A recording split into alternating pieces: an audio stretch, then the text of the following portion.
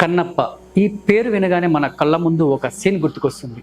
శివుడిపై తన భక్తిని, నిస్వార్థమైన ప్రేమని చాటేందుకు తన రెండు కళ్ళు అర్పించిన గొప్ప భక్తుడిగా మనకు గుర్తొస్తాడు.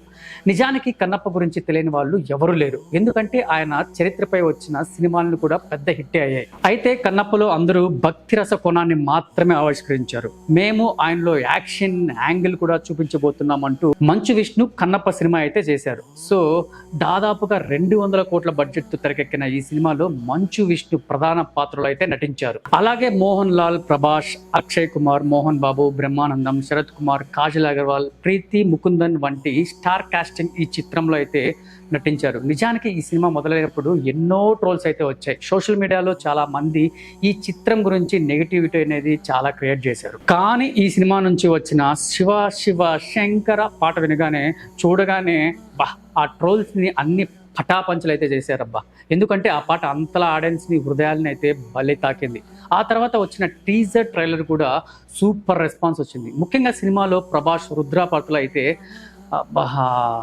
క్యారెక్టరే నేను చెప్పుకోలేను, కానీ మీరు థియేటర్కి వెళ్ళి చూడండి. ఆ అంచనాలు మించి చేశాడనమాట ఆ సినిమాలో. అయితే ఈ రోజు అయితే మన ఆడియన్స్ ముందుకైతే ఈ సినిమా వచ్చేసింది. ఈ చిత్రం ఎలా ఉంది, నాస్తికుడైన తిన్నడు తర్వాత మహాశివ భక్తుడిగా ఎలా మారాడు అనేది ఈ సినిమాలో చూపించారు. మంచు ఫ్యామిలీకి భారీ హిట్ ఇచ్చిందా లేదా అనేది ఈ సినిమా రివ్యూలో చూసేద్దామా. So welcome to shoot and show. నేను మీ ప్రిన్స్ విజయ్.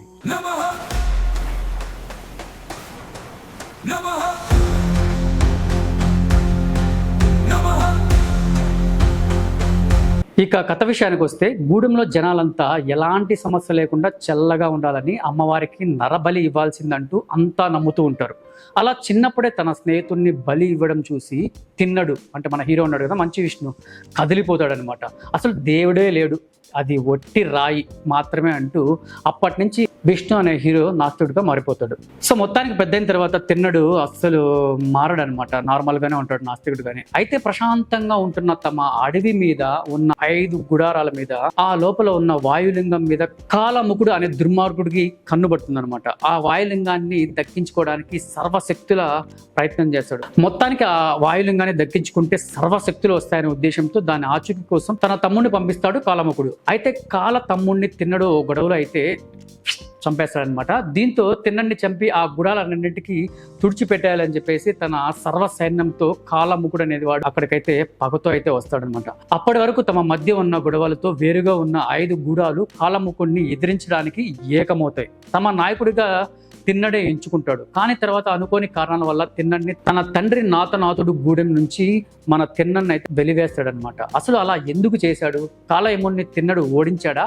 నాస్తికుడైన తిన్నడు మహాశివభక్తుడిగా ఎలా మారాడు అన్నదే మిగిలిన కన్నప్ప కథ. సో మొత్తానికి ఓవరాల్ గా ఈ సినిమాలో చూసుకున్నట్లయితే, ఇక తిన్నడు మహాశివభక్తుడిగా మారేందుకు రుద్ర, అంటే తెలుసు కదా మన రెబల్ స్టార్ ప్రభాస్, చేసిన సాయం ఏంటి, అతనికి ఏం సాయం చేశాడు, అక్కడి నుంచి శివుడికి, అంటే మన అక్షయ్ కుమార్ ఉన్నాడు కదా బాలీవుడ్ హీరో, మహాభక్తుడిగా తిన్నడిని ఎలా మార్చాడు, ఇందుకు కారణమైన పరిస్థితులు ఏంటి, అసలు ఈ కథలో కిరాట అంటే మన మలయాళం హీరో మోహన్ లాల్, మహాదేవ శాస్త్రి అంటే ఇంకొక మోహన్ బాబు అంటే మన మంచు విష్ణు వాళ్ళ నాన్న ఇందులో నటించాడనమాట. అసలు ఈయన పాత్ర ఏంటి, అసలు తెరపై చూడాల్సిందే మీరు తప్పకుండా. నిజానికి నేను ఈ రోజు అయితే ఈ సినిమా చూశాను. నిజానికి ఈ కథలో కావాల్సిన ఎమోషన్, పోరాట సన్నివేశాలు పెట్టుకునే స్కోప్ అయితే చాలానే ఉంది. కానీ ఫస్ట్ హాఫ్ విషయానికి వస్తే డైరెక్టర్ ఎక్కువగా పాత్రలకి పరిచయం చేశాడు. అంటే తిన్నడి, నెమలి, అంటే మన నెమలి అంటే ఎవరో తెలుసు కదా, మన హీరోయిన్ ప్రీతి ముకుందన్ మధ్య వాళ్ళ ప్రేమ సన్నివేశాలు అయితే ఎక్కువగా దృష్టి పెట్టాడని చెప్పుకోవచ్చు. సో మొత్తానికి నాకు డిసప్పాయింట్ అయిన పాయింట్ ఏంటంటే, యాక్షన్ సీన్స్ ఉన్నా కూడా అతి పెద్దగా ఆడియన్స్ని మెప్పించలేకపోయాయి ఇందులో. ముఖ్యంగా ఆడియన్స్ చూపులన్నీ ప్రభాస్ ఎంట్రీ మీదే ఉన్నాయి. ఎప్పుడెప్పుడు వస్తాడా, ఎప్పుడెప్పుడు చూద్దామా, ఎలాంటి గెటప్ వేసారా అనేది మాత్రం ఈ సినిమాలో ఆడియన్స్ అయితే ఆతృతంగా అయితే ఎదురు చూస్తారు. కానీ ఎంతసేపు చూసినా ప్రభాస్కి మాత్రం ఏంట్రబ్బా ఇంకా రాడేయుడు, ఎప్పుడు వస్తాడు అనే అనుమానంతో ఫస్ట్ హాఫ్ అయితే ముగుస్తుంది అనమాట.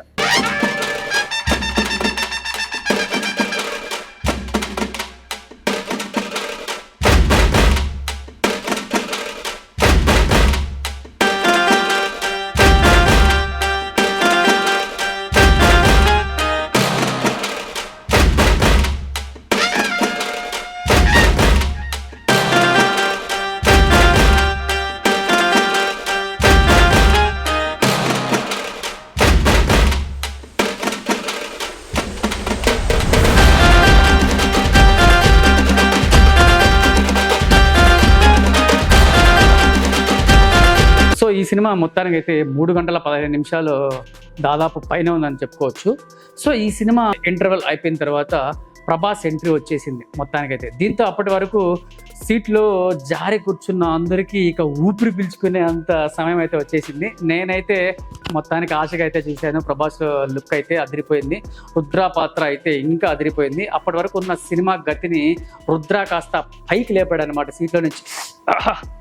ఈ ముందరనైనా అనే టైప్లో చూశారనమాట. నిజం చెప్పాలంటే ప్రభాస్ వచ్చేంత వరకు స్క్రీన్ మీద పెద్దగా హుషారే నాకైతే కనిపించలేదు. ప్రభాస్ ఇట్లా రాగానే ఇంకా విజిల్లు చుట్టుపక్కల పేపర్లు అన్నీ వేశారనమాట.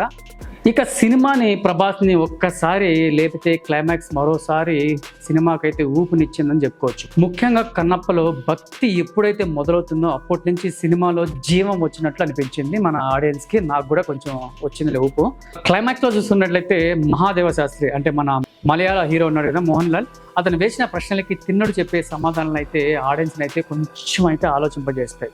అలానే దైవం శైవం రెండూ నావే అంటూ విర్రవీగే మహాదేవ శాస్త్రిని తన భక్తితో నిర్ఘాంతపోయేలా చేస్తాడు తిన్నుడు ఈ సినిమాలో. అసలు విష్ణు యాక్టింగ్ మీరు ఎలా ఉందో వినాలనుకుంటున్నారా? వినండి. నిజానికైతే కన్నప్పపై ఎక్కువ ఇంట్రెస్టింగ్ క్రియేట్ అవ్వడానికి ప్రధాన కారణం ప్రభాసే అని చెప్పుకోవచ్చు. కానీ థియేటర్కి వచ్చిన జనాల్ని తన నటనతో అయితే సర్ప్రైజ్ చేశాడు విష్ణు. నిజంగా హ్యాండ్సప్ చెప్పుకోవచ్చు అబ్బా. ఫస్ట్ హాఫ్ అంతా కథని బిల్డ్ చేయడానికి సమయం తీసుకున్న డైరెక్టర్ ముఖేష్ ఇంటర్వెల్ బ్యాంగ్లో మోహన్ లాల్ ఎంట్రీతో సినిమాని అయితే పైకి లేపేశారనమాట. అప్పుడు లైన్లో పడిన సినిమా క్లైమాక్స్ వరకు అదే మూడ్లో ఆకట్టుకుంటుంది. అంటే ఇలా చూడొచ్చు, ఇంట్రెస్టింగ్గా చూడొచ్చు అనమాట. ఆహా ఏముందిరా అని ముఖ్యంగా ఉందబ్బా. క్లైమాక్స్ సీన్లో విష్ణు నటన అందరిని అయితే అసలు పక్కకు లేనిది, కట్టిపడేస్తుంది ఆ సీట్లో నుంచి. ఇప్పటి వరకు ఇలాంటి పాత్రలో నటించకపోయిన మంచు విష్ణు తన యాక్టింగ్తో అయితే దీంట్లో మెప్పించాడని చెప్పుకోవచ్చు. శివుడికి తన కళ్ళలోనే నైవేద్యం పెట్టిన సీన్లో విష్ణు నటన చాలా బాగుంది. అలానే మహాదేవ శాస్త్రి పాత్రలో మోహన్ బాబు సరిగ్గా చేయలేకపోయాడు. నన్ను మళ్ళీ తిట్టుకోవద్దు, నాకైతే నచ్చలా.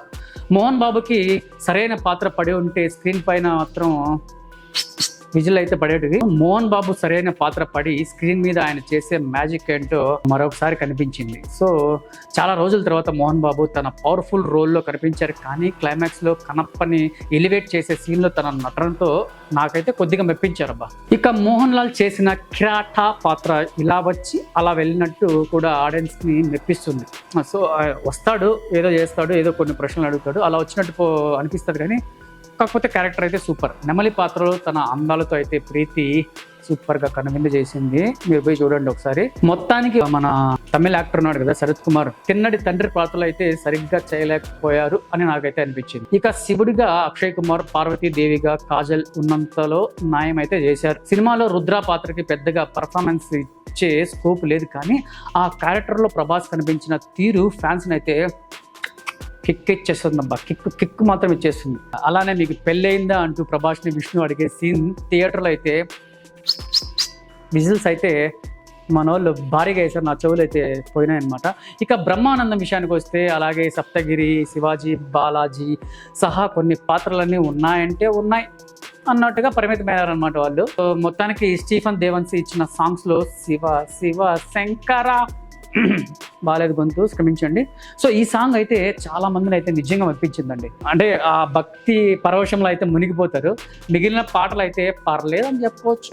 టోటల్గా బ్యాక్గ్రౌండ్ స్కోరు సినిమాలో అయితే కొంచెం ప్లస్ అయిందనే చెప్పుకోవచ్చు. ముఖ్యంగా సినిమాకి బాగా ప్లస్ అయిన విషయం ఏంటంటే లొకేషన్స్. ఆ లొకేషన్ చూస్తే మనం అక్కడే వెళ్ళి చూసినట్టు ప్రత్యక్షంగా ఉంటుంది. దీని గురించి మంచు విష్ణు పదే పదే చెప్తూనే ఉన్నాడు. సో ఈ లొకేషన్స్ అనేది ముఖ్యంగా న్యూజిలాండ్లోనే తీశారనమాట. ఎందుకంటే ఆడియన్స్కి అర్థమవుతుంది ఎలా తీసామనేది.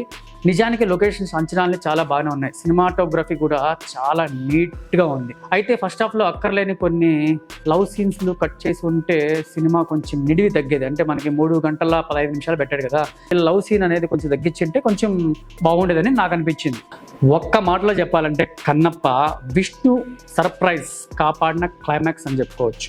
సో మొత్తానికి ఈ సినిమా చూసిన తర్వాత నెగిటివ్ కామెంట్స్ చాలా వస్తాయనుకున్నా. నిజంగా మీరు థియేటర్కి వెళ్ళి చూడండి, చాలా అద్భుతంగా అయితే ఈ సినిమాని తెరకెక్కించారు.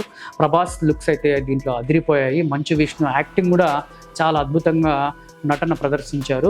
సో ఇలాంటి మూవీ రివ్యూస్ మీకు మరెన్నో కావాలంటే మన షూట్ అండ్ షో యూట్యూబ్ ఛానల్ని సబ్స్క్రైబ్ చేయండి. సో నెక్స్ట్ రివ్యూలో మళ్ళీ కలుద్దాం. బాయ్.